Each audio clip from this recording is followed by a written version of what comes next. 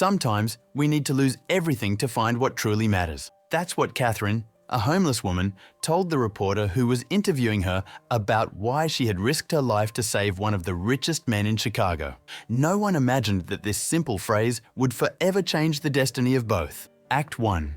Introduction. Chicago in November was merciless. The cutting wind that swept through the streets of the financial center lived up to the city's nickname. Catherine Parker huddled under the thin, stained blanket she had carried for 3 winters, her fingers stiffened by the cold as she collected aluminum cans from a trash bin near the imposing Evans Technology Building. At 42, her face still retained traces of a beauty that had long been overshadowed by life on the streets. Her green eyes, however, maintained a stubborn shine that contrasted with her worn clothes and unkempt brown hair. That morning, like every other, she watched executives come and go from the building, each carrying their artisanal coffee cup and anxiously looking at their smartphones. Catherine knew the routine of that world. Like someone who knows a foreign city through a glass, she could see, but couldn't touch. 8 years ago, she herself wore high heels and carried a leather folder while working as editor-in-chief at one of Chicago's largest architecture magazines. Life was different then. She had an apartment in the Gold Coast neighborhood, frequented elegant restaurants, and her daughter Emily studied at one of the best private schools in the city. But everything crumbled on that fateful day when a drunk driver took her husband David's life. The tragedy was the trigger for a spiral of self-destruction.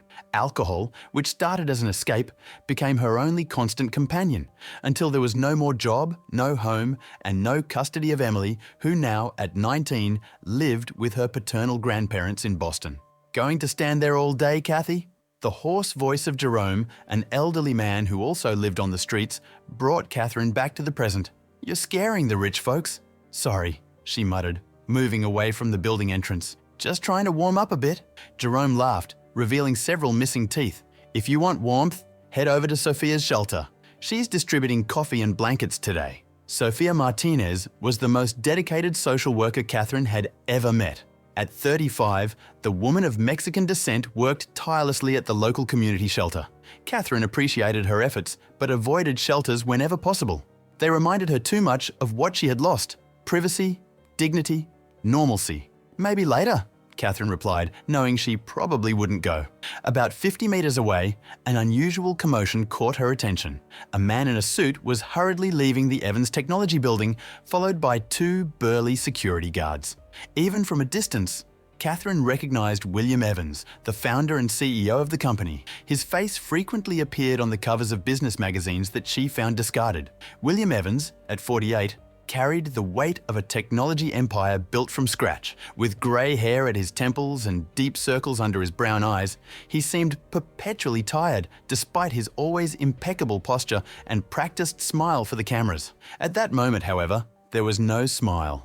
He was discussing something intensely with the security guards while walking toward a black Mercedes parked nearby. Catherine was about to move away when she noticed a suspicious movement. A hooded man was rapidly approaching the businessman, his right hand hidden in his coat pocket. There was something in the determined walk, in the tense posture, that triggered an alarm in Catherine's mind. Years on the streets had sharpened her instincts. What happened next occurred in a matter of seconds. The hooded man pulled out a gun, shouting something that Catherine couldn't fully understand. Something about money, about revenge, about injustice. The security guards, surprisingly, were distracted, looking in the opposite direction, and William Evans was paralyzed, his face transformed by an expression of horror and disbelief. Catherine didn't think, she simply acted. Driven by an adrenaline she hadn't felt in years, she ran toward the assailant, shouting to alert the security guards. The hooded man, confused by the sudden intervention, hesitated for a crucial instant. It was all Catherine needed to throw herself against him, unbalancing him. They fell to the cold ground, a confusion of limbs as they struggled for the gun. A shot echoed through the street. Catherine felt a sharp pain tearing through her shoulder, but she continued to cling to the man, trying to immobilize him. The security guards finally reacted, subduing the assailant as sirens began to wail in the distance. William Evans approached Catherine, who was now sitting on the sidewalk, a dark stain growing on her torn coat. His usually composed face was now pale, his eyes fixed on the woman who had just saved his life. "Why did you do that?" he asked, kneeling beside her while pressing a handkerchief against her wound. Catherine looked at him, her vision slightly blurred by the pain. The answer came almost like a sigh. Because everyone deserves a second chance. Even you. The flashing lights of police cars illuminated the scene, and Catherine felt the world beginning to darken around her. The last thing she saw was the concerned face of the man she had just saved, and for a brief moment she thought she saw something beyond fear in him.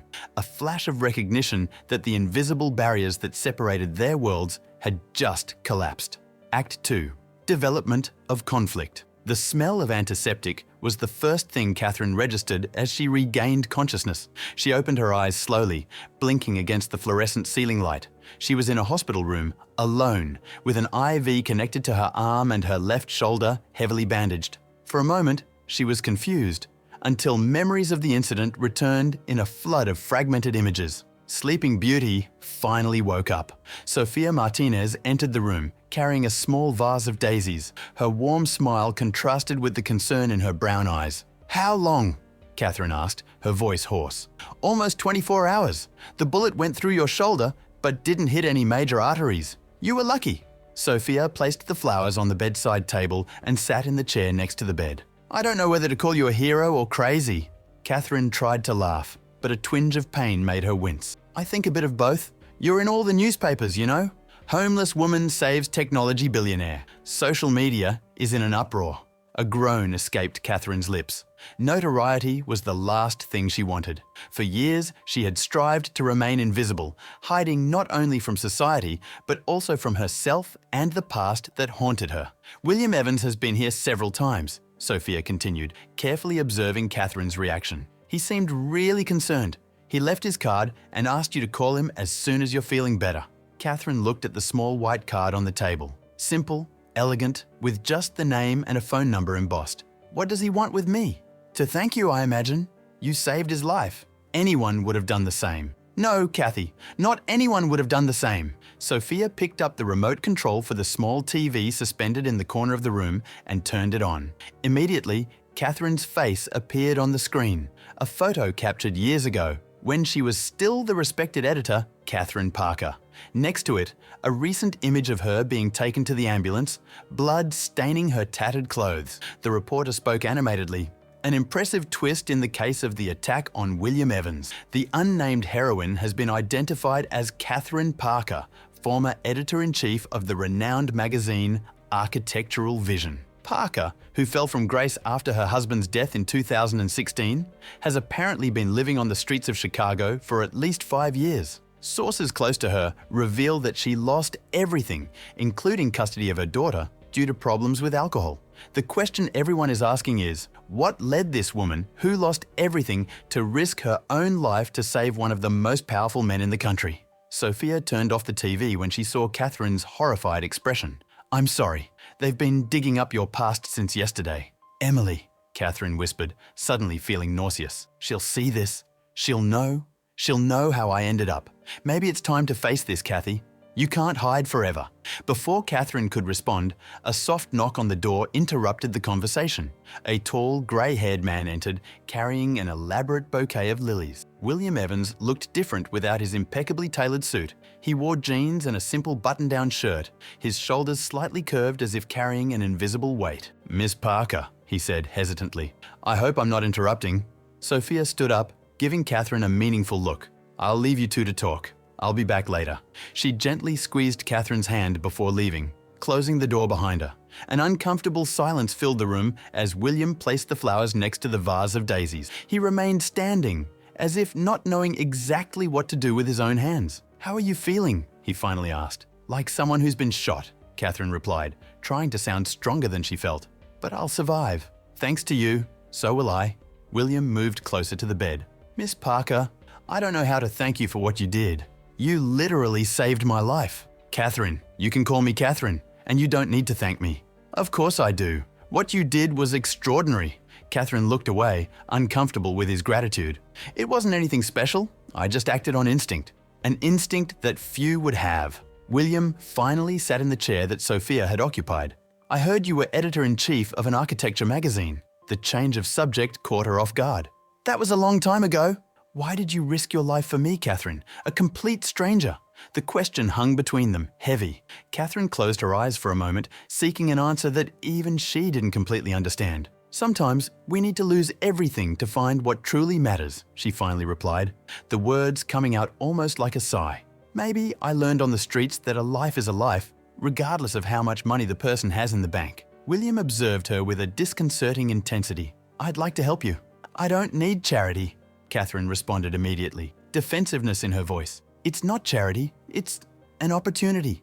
He hesitated, as if formulating the idea as he spoke. My foundation has a social reintegration program. We offer temporary housing, treatment for substance abuse if needed, and training for professional placement. I'm not a charity case, Mr. Evans, and I'm not your good deed of the day.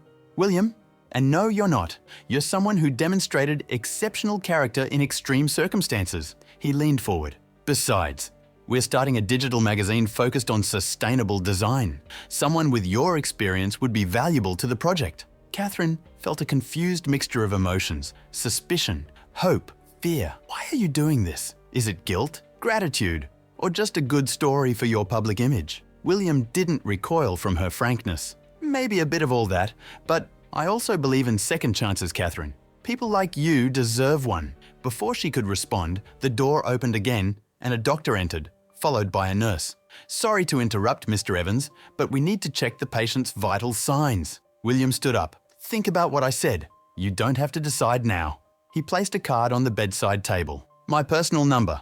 When you're ready, call me. After his departure, Catherine stared at the ceiling, lost in thought. The offer was tempting, almost painfully tempting. A chance to start over, to regain some dignity. But years of disappointments and survival on the streets had built a protective wall around her. Trusting someone, especially someone like William Evans, meant lowering that wall. The following days passed in a blur of medical examinations, visits from Sophia, and growing media attention. Journalists tried to enter the hospital, eager for a statement from the homeless heroine, as the tabloids had dubbed her. Catherine took refuge in silence, refusing to speak to any reporter. On the eve of her hospital discharge, Sophia brought news that shook Catherine. Emily called the shelter, she said without preamble. She saw the news and wants to talk to you. The air seemed to leave Catherine's lungs. Emily? My Emily? Sophia nodded, a small smile on her lips. She seemed anxious, Kathy. Not angry, not disappointed, just anxious to speak to her mum. Tears that Catherine hadn't allowed for years began to roll down her face. I can't, not like this. I don't want her to see me this way. What way? As someone who saved a life by risking her own? As someone who survived years on the streets and still maintained her humanity? As a failure! Catherine almost shouted, the pain in her voice palpable. As an alcoholic who lost everything, including the right to be called a mother. I abandoned her, Sophia. I don't deserve to talk to her. It wasn't you who called her, Kathy. It was she who sought you out. Doesn't that mean anything to you? The question went unanswered, hanging in the air like a silent accusation. When Sophia left, Catherine was alone with her thoughts. The prospect of speaking to Emily after so many years stirred a whirlwind of emotions. Hope, fear, shame, longing. Next to the bed, the two business cards, William Evans's and a simple piece of paper with Emily's number that Sophia had left, seemed to offer paths to a future that Catherine wasn't sure she deserved. The next morning, with her arm in a sling and strict instructions for rest, Catherine was discharged. Sophia was waiting at the reception, a cautious smile on her lips. Where are we going? Asked Catherine, suddenly aware that she had nowhere to go. The shelter would be temporary, and the streets no longer seemed an acceptable option. Something had changed inside her. Sophia hesitated. Well, we have some options. The shelter, of course, but… She paused, as if choosing her words carefully. William Evans got in touch. He has an apartment available in one of his foundation's transition programs. It's small, but it's private, and it comes with the job offer he mentioned. Catherine felt her heart race. It was tempting, terribly tempting. A roof, a job, the chance to rebuild something resembling a life. But the fear of failing again, of disappointing people who believed in her, was paralyzing. And there's more, Sophia continued, carefully watching Catherine's face. Emily is in Chicago. She caught a plane last night and is staying at a hotel downtown. She wants to see you, Kathy. The world seemed to sway under Catherine's feet. Emily was here in the same city, just a few kilometers away. Her daughter, her baby, now a young adult whom she barely knew. I can't, Catherine whispered, panic growing in her chest. I'm not ready. Nobody is ever really ready to face the past, Sophia replied gently. But sometimes we need to do it anyway. Leaving the hospital, Catherine was greeted by a small group of reporters. Flashes fired. Questions were shouted. Instinctively, she raised her hand to cover her face, a habit acquired from years of trying to remain invisible. Miss Parker, how does it feel to be called a hero? Catherine, why did you risk your life for William Evans? Are you going to accept the job offer from Evans Technology? The questions blended together, creating an unbearable cacophony. Sophia firmly guided her through the crowd toward a black car parked on the sidewalk. To Catherine's surprise, William Evans himself was at the wheel. I thought it would be better to avoid drivers today, he explained when the two women got into the vehicle. The press is relentless. Thank you, Catherine murmured, still shaky from the experience. The luxurious interior of the car contrasted drastically with the makeshift shelters where she had slept in recent years. Where to? William asked, looking at her in the rearview mirror. Catherine exchanged a look with Sophia, who nodded encouragingly. With a deep breath, Catherine made the first real decision in years. To the apartment, she said, each word costing an immense effort. And then I want to see my daughter. Act 3. Crisis and Confrontation. The apartment was modest, but to someone who had slept under overpasses in recent years, it seemed like a palace. A studio on the 5th floor of a renovated building in the Wicker Park neighborhood, with a small kitchen, a clean bathroom, and a real bed. Through the windows, Catherine could see the movement of the city, the lights that began to come on as evening approached. It's temporary, explained William. The program initially lasts 6 months, enough time to re-establish yourself financially and find your own place. Catherine touched the smooth surface of the kitchen counter, almost with reverence. It's perfect, she said simply. Sophia had brought some basic clothes from the shelter, and an assistant from William's foundation promised to deliver groceries that night. It was more than Catherine could have hoped for, and at the same time, frighteningly normal. About the job, William continued, maintaining a respectful distance as Catherine absorbed her new environment. There's no rush. Recover first, meet the team. The magazine is still in the planning phase. Why are you doing this? The question escaped Catherine's lips before she could contain it. You don't even know me. William hesitated, as if pondering how much to reveal. Perhaps it's a form of retribution, not just for what you did for me, but for other things. There was something in his tone that piqued Catherine's curiosity. But before she could ask more, Sophia intervened. Emily called again. She suggested meeting tomorrow at the cafe near her hotel. She said she can come here if you prefer. The mention of her daughter brought a new type of anxiety. Catherine sat on the edge of the bed, suddenly exhausted. Here. I think I prefer here. It's more private. After Sophia and William left, promising to return the next morning, Catherine was alone for the first time in a space that was just hers. The silence was almost oppressive after years of constant noise from the streets. She walked slowly around the small apartment, touching objects, opening cabinets, testing the hot water from the faucet, simple privileges that had become unimaginable luxuries. In the bathroom, she faced her reflection in the mirror for the first time in years. The face that stared back was that of a stranger, thinner, older, marked by lines of worry and exposure to the elements. The eyes, however, were still hers, still green and intense, though now carrying the weight of countless nights under the stars and days of hunger. Who are you? She whispered to the reflection. And who are you going to be now? The night was restless, with Catherine alternating between moments of deep sleep and abrupt awakenings, disoriented by the unusual comfort of the bed and the silence of the apartment. In the morning, when Sophia arrived with coffee and donuts, she found Catherine already awake, sitting by the window, watching the city wake up. Did you sleep well? Asked Sophia, placing the bags on the counter. Strangely, no, Catherine replied with a slight smile. I think I've unlearned how to sleep in a bed. You'll get used to it again, just like you'll get used to other things. Sophia made a significant pause. Emily confirmed for 2 in the afternoon. She's nervous, but eager. Catherine nodded. Her stomach knotted with anxiety. What if she hates me, Sophia? What if she never forgives me? She wouldn't have come all this way if she hated you, Kathy. Give her a chance. And yourself. The following hours passed in a haze of preparation. Catherine took a long hot shower, something she hadn't done in years, letting the water wash away layers of tension. She wore new clothes that Sophia had brought, simple jeans and a blue blouse that matched her eyes. She tried to tame her hair, now clean but still disheveled from years of neglect. At 1:30, the doorbell rang. Catherine froze in the middle of the room, her heart pounding so hard it felt like it might leap from her chest. Sophia, who had promised to stay for moral support, gently squeezed her arm before answering the door.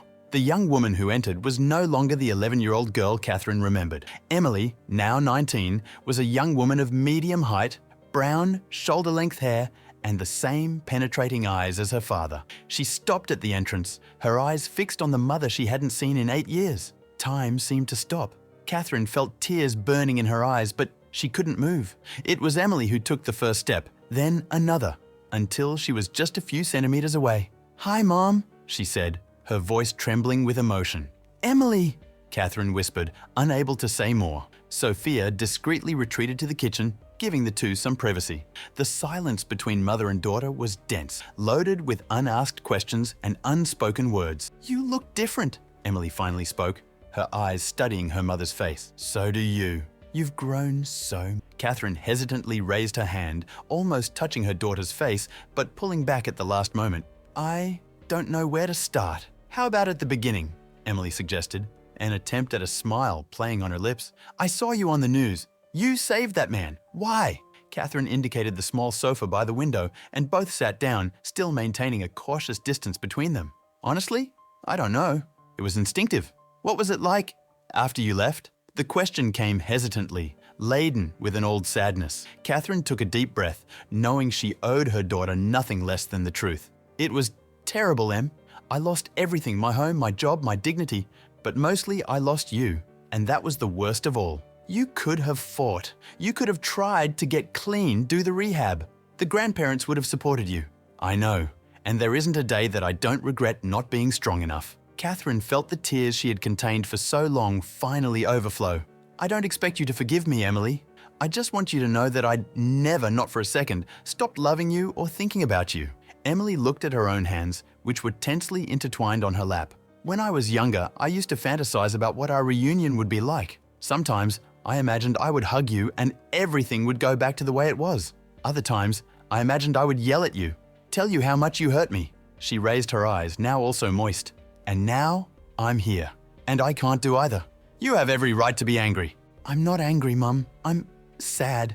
For the years we lost. For the things we didn't share." Emily paused, wiping away a tear. "The grandparents did the best they could, but it wasn't the same." Catherine felt as if every word was a knife in her heart. "Were they good to you?" "Yes, they loved me. But there was always this emptiness, this absence." Emily hesitated. "I'm in college now. Architecture at Boston University. I guess I inherited your eye for design." A genuine smile lit up Catherine's face. "Architecture! That's wonderful, Em. You always had a talent for creating things, even when you were little." The conversation flowed more easily after that, with Emily telling about college, her friends, her dreams. Catherine listened, absorbing every word, every gesture, trying to recover a bit of the lost years. There were moments of tension, difficult questions, but also glimpses of connection that gave Catherine a hope she dared not name. When Emily finally said goodbye, promising to return before heading back to Boston, the hug they exchanged was brief but real. A small miracle that Catherine wasn't sure she deserved, but for which she was deeply grateful. Sophia, who had discreetly left during the visit, returned in the late afternoon with food and a concerned countenance. "How was it?" she asked, placing the food bags on the counter. "Painful, wonderful, scary." Catherine wiped her already swollen eyes from so much crying. "She's amazing, Sophia. Strong, intelligent, determined. Despite everything, despite me, she grew up and became someone extraordinary." "Children have a way of doing that," Sophia smiled. "And now, what are you going to do with this second chance?" The question hung in the air like a challenge. During the days that followed, Catherine began to establish a routine. For the first time in years, she had a purpose. A place to call home, however temporary it might be. The meetings with the team of Williams Foundation's digital magazine were stimulating, awakening parts of her mind that had been dormant for a long time. But the transition wasn't easy. The years on the streets had left deep scars, not just physical, but emotional and psychological. Comfort was strange, almost suffocating at times. The pressure not to disappoint those who believed in her was constant. And always, there was the temptation of alcohol, like a ghost that whispered promises of forgetting in the most difficult moments. William Evans became a regular presence in her life, visiting her in the small apartment, or inviting her to meetings at the foundation's office. There was something in his interest that went beyond gratitude or charity, something that Catherine couldn't fully decipher. He was kind, respectful, but also intensely curious about her, as if trying to solve a puzzle. "You never told me why you decided to help specifically me," she commented during a lunch at the small cafe near the foundation's office, 3 weeks after the incident. "I'm sure there are hundreds of people on the streets of Chicago who deserve a second chance as much as I do." William placed his coffee cup on the table, his face suddenly serious. "You remind me of someone I couldn't help when I should have." "Who?" "My sister Rachel." He looked out the window, avoiding Catherine's questioning gaze. "She struggled with heroin addiction for years. I was too busy building my empire to really see her, to understand how deep her pain was. When I finally realized the gravity of the situation, it was too late." The revelation caught Catherine off guard. She had never read about a sister in the numerous articles about William Evans. "I'm sorry," she said sincerely. "It was 15 years ago. Rachel died of an overdose in an alley in the Lower West Side. Alone." The pain in his voice was palpable. "The foundation was created in her memory. It's how I try to make up for not being there for her when she needed me most." "Is that why you helped me? Because you see your sister in me?" "Maybe at first," William admitted. "But now it's about you, Catherine.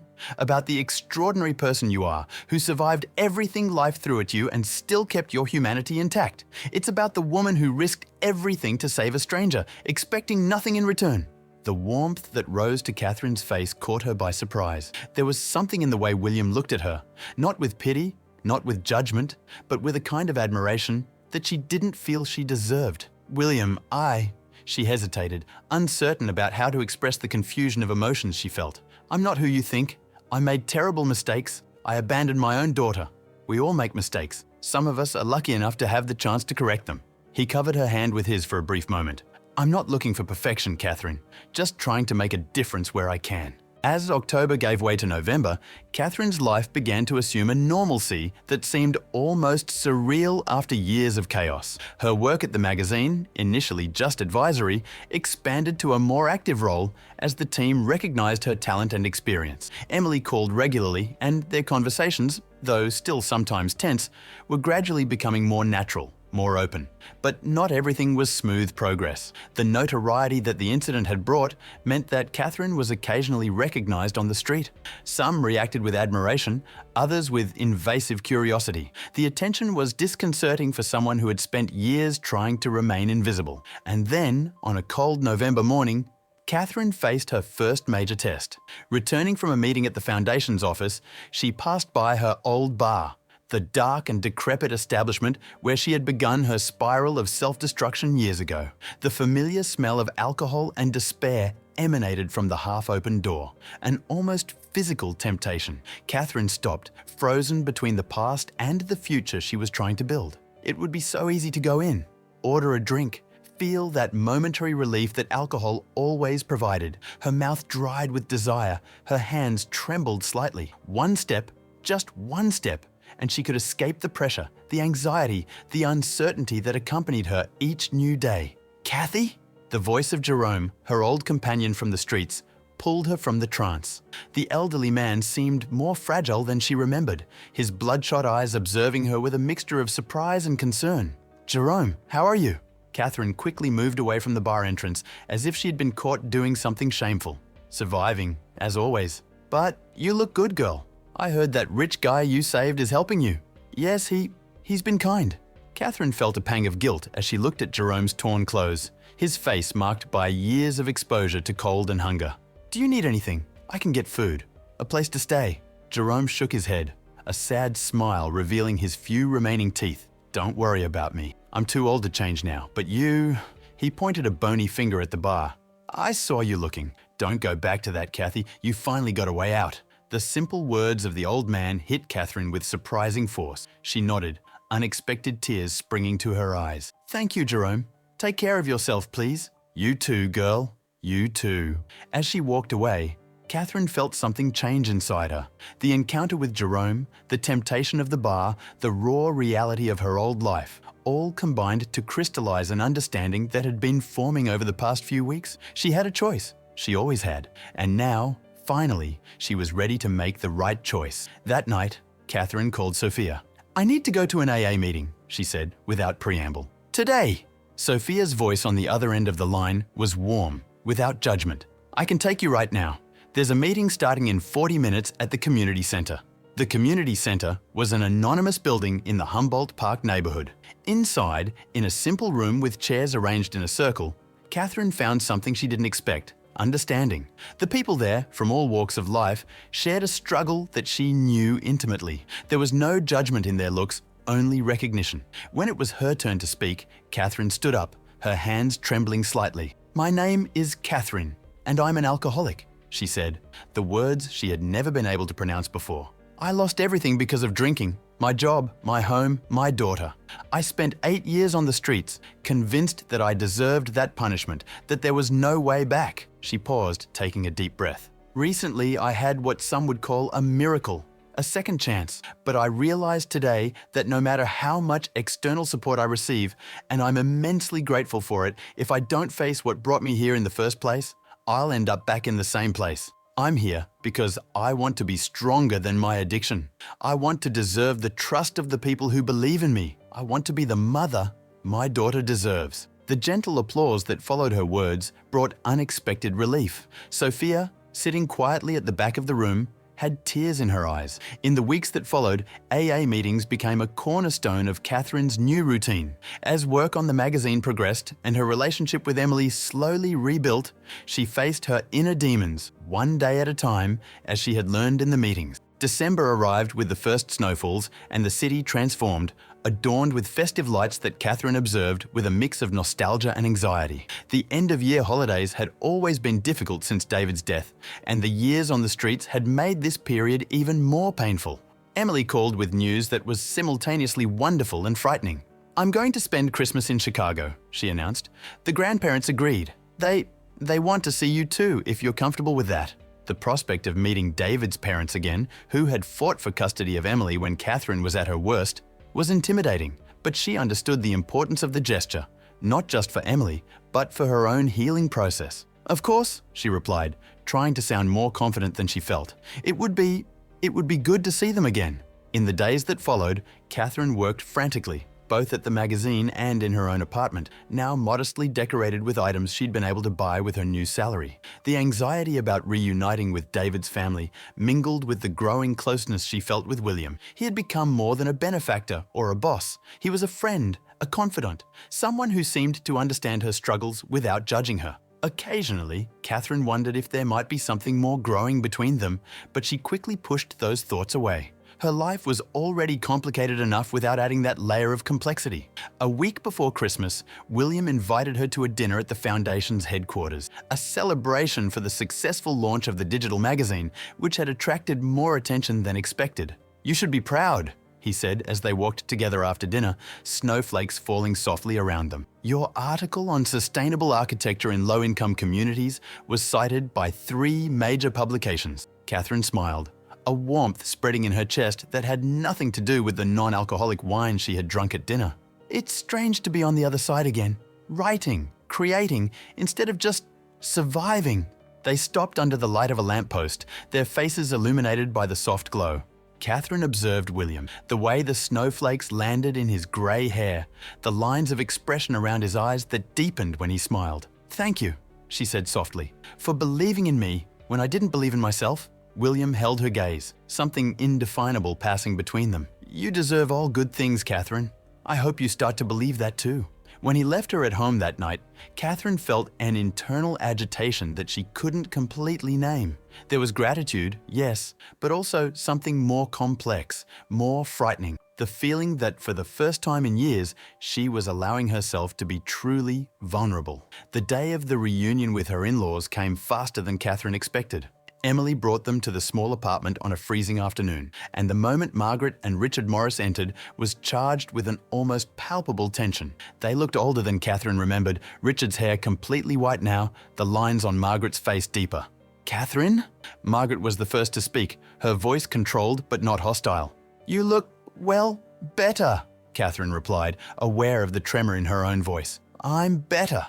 Richard remained silent for a long moment, his eyes, so similar to his deceased son's, studying the apartment and finally returning to Catherine. "Emily told us about your work," he finally said.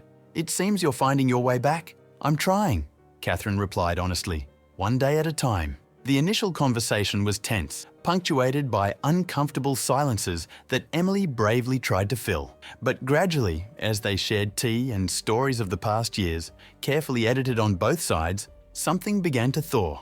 It wasn't forgiveness, not yet, but perhaps the beginning of an understanding. "We never wanted to take Emily from you," Margaret said in a moment of frankness when the young woman had gone to the kitchen. "But you were so lost. We couldn't risk losing her too after losing David." "I know," Catherine replied, the tears she had contained finally flowing. "You did what was right.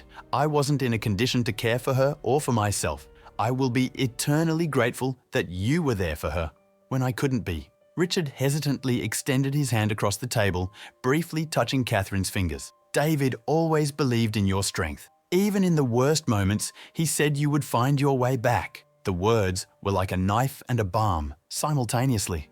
Catherine nodded, unable to speak through the knot in her throat. When they left, with the promise of a Christmas dinner together in a few days, Catherine felt as if an enormous weight had been partially lifted from her shoulders. Not everything was resolved, far from it, but it was a start. Emily stayed behind, observing her mother with attentive eyes. "Are you okay?" "Better than I expected," Catherine replied honestly. "Thank you for making this happen, Em. They never stopped caring about you, you know, even in the moments when they were most angry or disappointed." Emily hesitated. "Just like me."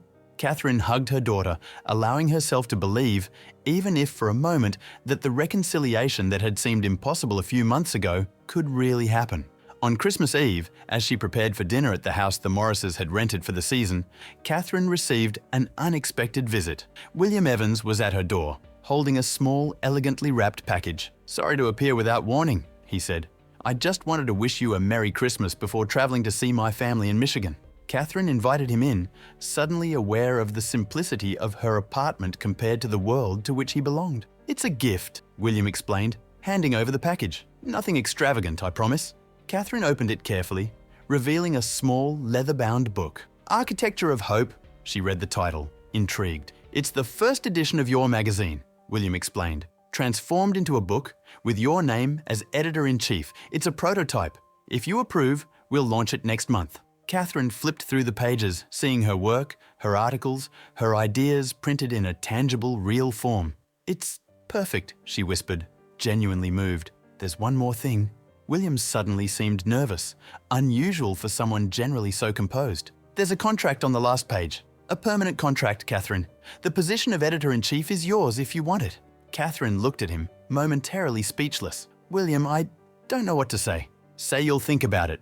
That you'll consider staying, not just in the job, but in Chicago, in our lives." He paused, seeming to choose his words carefully. "In my life?" The air between them seemed charged with unspoken possibilities. Catherine felt a confused mixture of emotions. Gratitude, yes, but also something deeper, more frightening. "This is more than gratitude, isn't it?" she asked softly. "Much more," William admitted. "But no pressure, no expectations, just possibilities." When he left, Catherine remained holding the book, feeling its weight in her hands, the weight of a future she never imagined would be possible again, a future that included her daughter, her work, perhaps even a new romantic beginning. It was scary and wonderful at the same time, and as she watched the snow falling softly outside her window, Catherine realized she was ready to embrace all these possibilities with all the risk and all the hope they brought.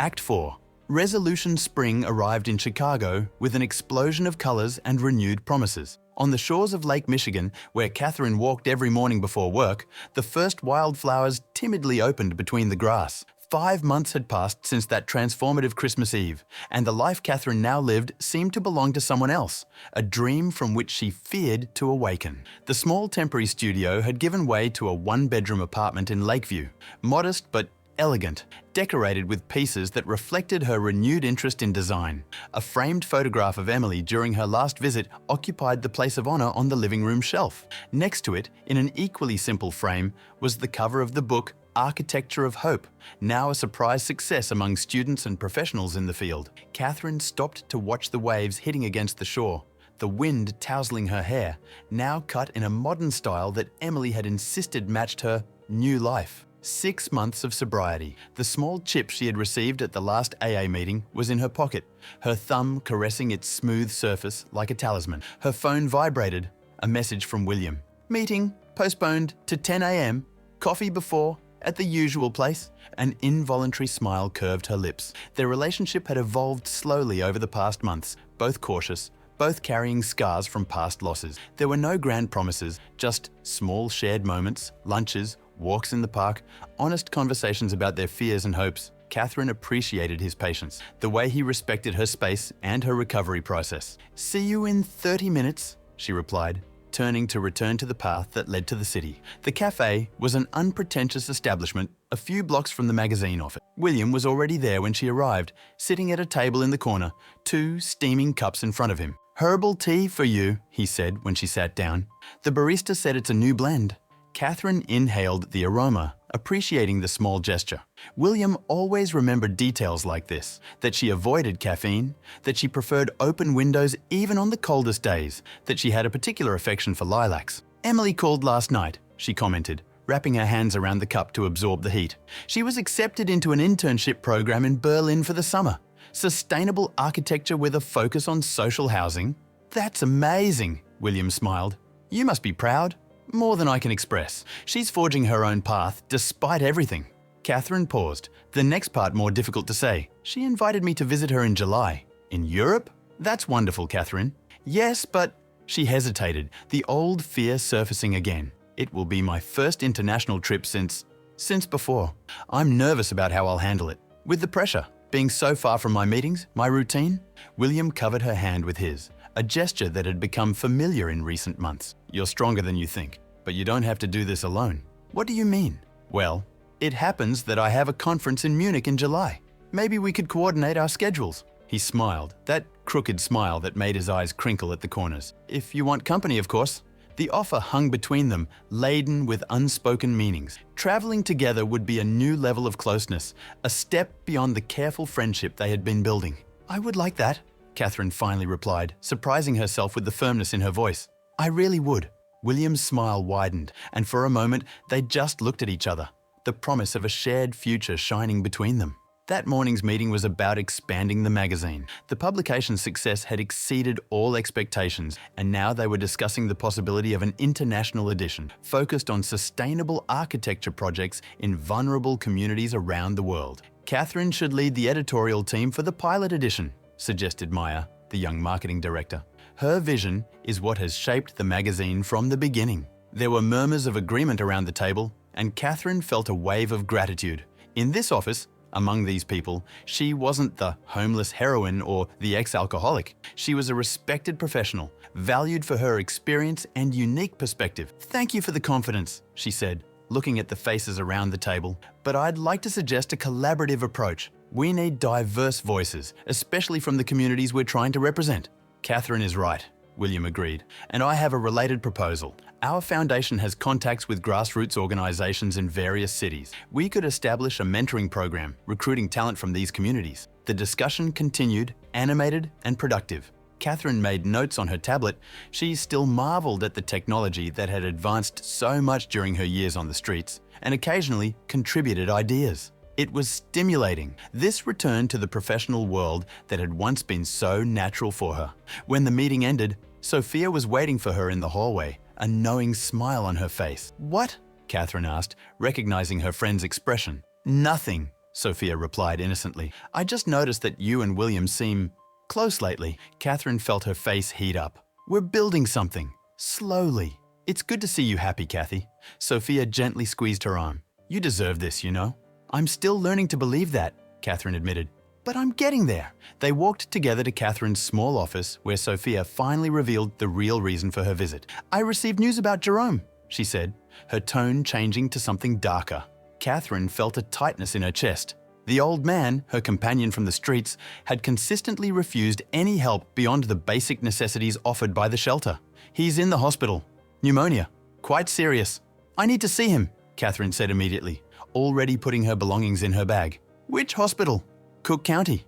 "But Kathy," Sophia hesitated. "Prepare yourself. The doctors aren't optimistic." Cook County Hospital was a maze of sterile corridors and fluorescent lights. Catherine followed a nurse to a room at the end of a quiet hallway. Jerome looked tiny in the hospital bed, tubes and monitors connected to his fragile body. "Look who came to visit me," he said when he saw her, his voice just a rough whisper.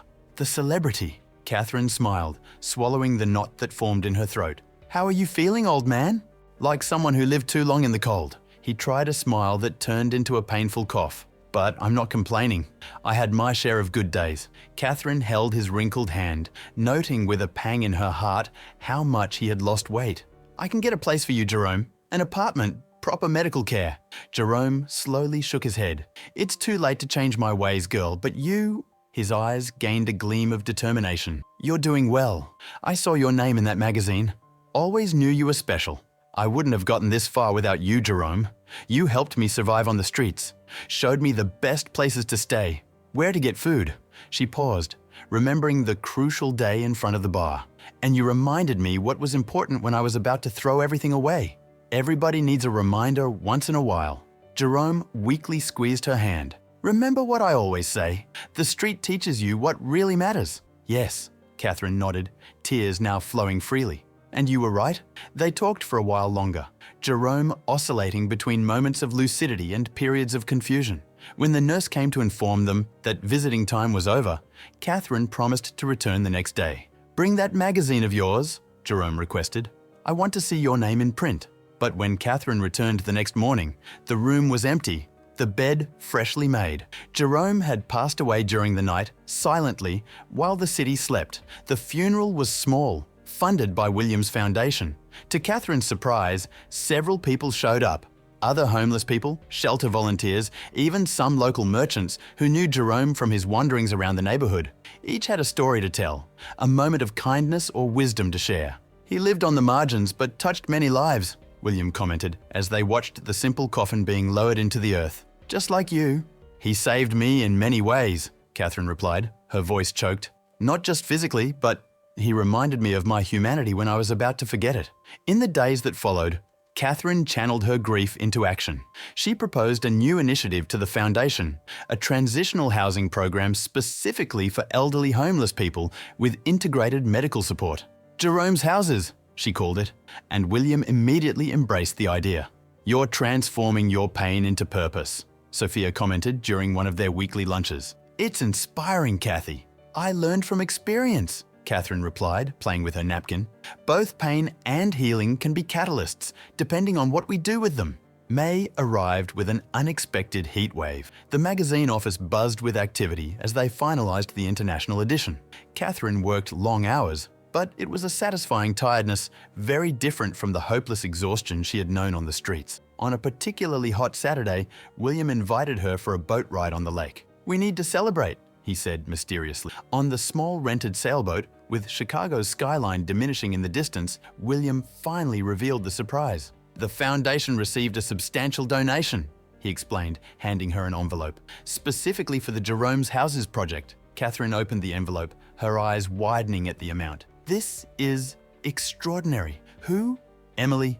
William smiled at her shocked expression. "She organized a campaign at the university. She talked about you, about Jerome, about the project, and then her parents, your in-laws, matched the amount raised." The tears came without warning, and Catherine made no effort to contain them. "I don't deserve this," she whispered. "It's exactly what you deserve," William replied, moving to sit beside her.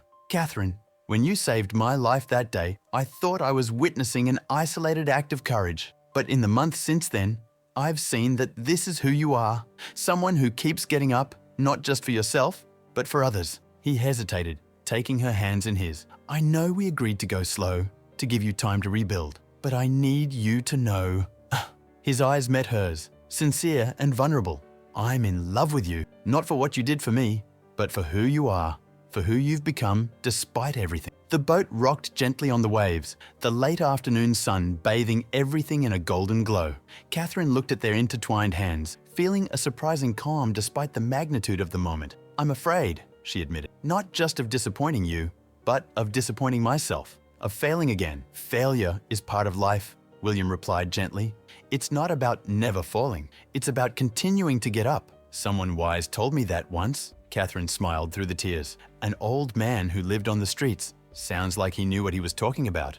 Catherine looked toward the horizon, toward the city that represented so much suffering and so much hope in her life. "I'm in love with you too," she said softly, "and that terrifies and delights me at the same time." The kiss they shared was gentle, a promise, a beginning.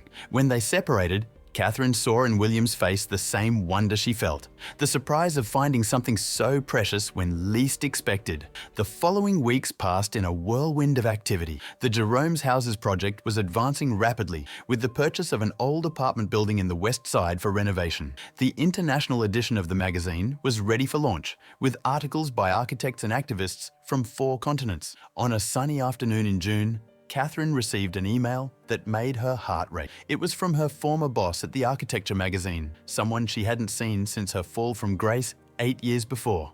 "I saw your work in Architecture of Hope," he wrote. "Impressive and deeply needed. I'm organizing a conference in New York on affordable housing and would like to invite you as the keynote speaker. Your unique perspective would be invaluable." Catherine stared at the screen, a mixture of conflicting emotions battling inside her. New York had been the scene of some of her greatest professional successes, but also the beginning of her fall. Returning as a speaker would mean facing former colleagues, people who knew her before. When William passed by her office later, he found her still contemplating the email. "Something wrong?" he asked, noticing her thoughtful expression. Catherine explained the situation, expressing her fears. What if they're only interested in the novelty? The former editor who fell from grace and now returned from the dead. William considered for a moment. "That's possible," he admitted, "but it's also possible that they genuinely value your unique perspective. Either way, the question is, what do you want to do?" "I want to go," Catherine replied, surprised by her own certainty. "I want to face this as part of my process, and I want to talk about what I've learned, about how architecture and design can include or exclude the most vulnerable." "Then go," William smiled. "And if you spare yourself, you will be spared." "Are you quoting Rumi to me?" Catherine raised an eyebrow, amused. "I'm expanding my literary horizons," he replied with a smile. "There's an incredible woman who has been influencing me."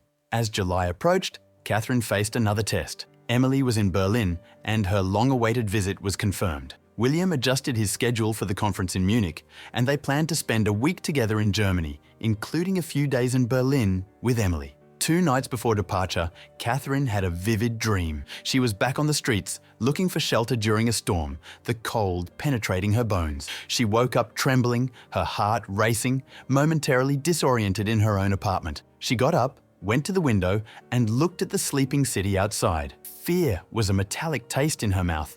Fear that everything was temporary, that at any moment she could lose everything again. On an impulse, she picked up the phone and called her sponsor at AA, a man named Marcus who had been sober for 15 years. "Nightmares?" he asked when Catherine explained why she was calling at 3 in the morning. "Yes, I'm afraid, Marcus. What if I'm not strong enough? What if I relapse during the trip? Ask yourself, what's different now?" Marcus's voice was calm, stabilizing. "The last time you faced challenges, you were alone with your pain. And now?" Catherine reflected on the question. "Now I have support, people who care, a purpose. And more importantly, you have tools," Marcus reminded her. "You know how to recognize warning signs. You know how to ask for help. You know that sobriety is a daily choice." The conversation continued for almost an hour, and when they finally hung up, Catherine felt more centered. Marcus was right. She wasn't the same person as before. The recovery journey hadn't just restored what she had lost, but it also transformed her into someone stronger, more aware. On the morning of departure, Catherine carefully placed in her suitcase the 6-month sobriety chip, some photos of Emily, and a small folded sheet that Jerome had given her years ago, a simple pencil drawing of a bird flying over the city. "To remember that there's always a way up," he had said. William met her at the airport, his face lighting up when he saw her. "Ready for the adventure?" he asked, taking her hand. "Ready," Catherine replied. And for the first time in a long time, she felt that it was true. Berlin was an explosion of culture and history. Emily welcomed them to the small apartment she shared with other interns, her enthusiasm contagious as she showed the city to her mother and William. "This is the project I'm working on," she explained in front of an old industrial building in the process of transformation. "We're converting it into low-cost housing with studios for local artists on the ground floor. Catherine watched with pride as her daughter explained the challenges and solutions of the project, speaking with knowledge and passion. Somewhere along the way, her little Emily had become this impressive young woman, and despite the lost years, Catherine felt deeply grateful to be present now. On the last night in Berlin, while William was talking with one of Emily's mentors about potential collaborations, mother and daughter sat in a small cafe, enjoying a private moment. "The grandparents told me about the Jerome's Houses project," Emily said, stirring her tea. "It's amazing what you're doing, Mum. It's a way to give back," Catherine replied, "to honor someone who helped me when I needed it most." Emily hesitated, playing with the spoon. "You know, when I was younger, I used to be so angry with you. I didn't understand how you could choose drinking over me." Catherine felt the familiar pang of guilt. "It was never a choice, sweetheart. Addiction distorts everything. But that's not an excuse for how much I hurt you." "I know that now," Emily replied, reaching for her mother's hand. "And I'm proud of you, of how you fought to come back, of how you're using your experience to help others." The words penetrated deeply, healing a wound that Catherine had carried for so long. "Thank you," she whispered, squeezing her daughter's hand. "It means more than I can express. And William seems good for you," Emily added with a small smile. "He obviously adores you." Catherine felt her face flush. "We're building something special. He told me, about how you met. The complete stranger you saved. Sometimes I wonder if it was me who saved him, or if it was he who saved me," Catherine reflected. "Maybe you saved each other," Emily suggested. "That happens sometimes. People enter our lives exactly when we need them." On the trip back to Chicago, Catherine stayed awake while William slept peacefully beside her on the plane. Looking out the window at the vastness of the ocean below, she reflected on the extraordinary journey of the past 8 months. From the cold sidewalk to a cozy apartment, from absolute loneliness to meaningful relationships, from despair to purpose. Nothing had been easy. Each day still brought its challenges, its moments of doubt and temptation. But now she had something she had lost a long time ago. Hope. When the plane finally landed in Chicago, Catherine felt an unexpected emotion, the feeling of coming home. This city that had witnessed her fall and her recovery, that contained so many painful memories and also new possibilities. William woke up when the wheels touched the ground, smiling sleepily at her. "Welcome back," he murmured. "It's good to be back," she replied, and realized she really meant it. In the weeks that followed, life took on a new rhythm. The conference in New York was a success, with Catherine receiving a standing ovation after her speech on inclusive design based on her experience on the streets. The first Jerome's House was inaugurated, offering shelter to 12 previously homeless elderly people, with integrated medical care and social support. On an autumn afternoon, exactly 1 year after the incident that had changed their lives, William invited Catherine for a walk. They walked along the same stretch of sidewalk where it had all begun, where a desperate woman had thrown herself in front of a gun to save a stranger. "It seems like another life," Catherine commented, stopping at the exact spot. "It's strange to think it was here." William nodded, his face serious. "Sometimes I wonder why you did it. Really did it." Catherine considered the question, seeking the deeper truth. "I think at that moment, I saw someone whose battles I didn't know, but whose life I knew mattered. And maybe," she hesitated, "maybe it was also a moment when I decided that my own life mattered." William took her hands, his eyes meeting hers with an intensity that made her heart leap. "Your life matters, Catherine.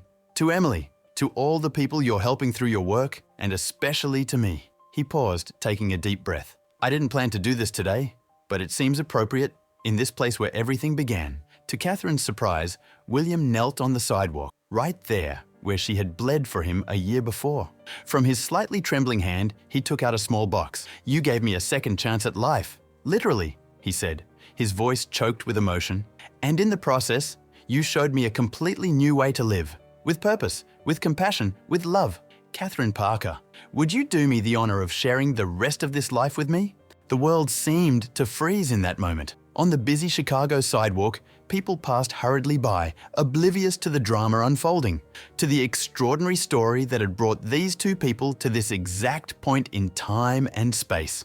Catherine felt tears flowing freely down her face, but this time they were tears of joy, of wonder, of gratitude. She thought of all the moments, good and bad, that had led her here, the tragedy that had triggered her fall, the years on the streets, the impulsive act of courage, the daily struggles for sobriety, the slow process of rebuilding. "Yes," she answered, her voice firm despite the tears. "Yes, William, When he placed the ring on her finger, a simple solitaire that sparkled in the autumn sun, Catherine thought of Jerome, of his simple and profound wisdom. The street teaches you what really matters, and now she knew, with a clarity that can only come after completely losing yourself and finding your way back. What really matters are the connections we make, the impact we have, the love we give and receive, and the courage to start over, no matter how many times it's necessary. As William rose and embraced her, right there where their lives had collided a year before, Catherine felt a sense of completeness she'd never experienced. Not because her journey was over, she knew she would have challenges ahead, difficult days, temptations to overcome, but because she finally understood that the journey itself was the point. Every step, every fall, every new beginning. Sometimes we need to lose everything to find what truly matters, she had told a reporter so long ago. Now, in the arms of the man she loved, with a life rebuilt on the ruins of the old one, Catherine finally understood the profound truth of those words. And this truth, painfully won, arduously lived, would be her compass for all the days to come. The end.